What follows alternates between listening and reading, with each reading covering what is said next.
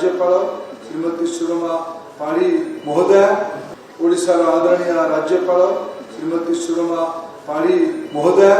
ओडिशार आदरणीय राज्यपाल श्रीमती सुरमा पाढ़ी महोदया, आम समस्त भितर उपस्थित थिबा स्वामीजी को प्रत्यक्ष प्रारंभिक अवस्था देखी आम भर उपस्थित थिबा आदरणीय सरोजदा पुस्तक लेखक द्वय श्री पी नंद महाशय, बांछानिधि महाशय तथा प्रकाशक बंधु प्रभात जी और विभू भाई, समस्त मंत्रिमंडल सदस्य बंधु माने, सांसद और विधायक बंधु माने, पूज्य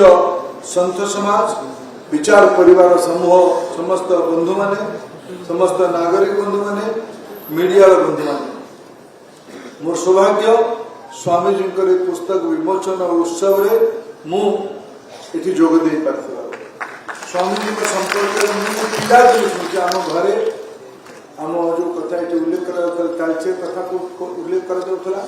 आम समस्ते स्वतंत्र संग्राम अभूला स्मृतिर दायद मान मु स्वामीजी को यही जानी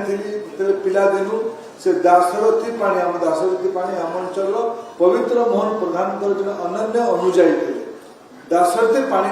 ये हेले भाई मामू पुओ भाई। स्वामीजी संपर्क अनेक कल्चर लोक कथा अच्छी स्वामीजी या करते करते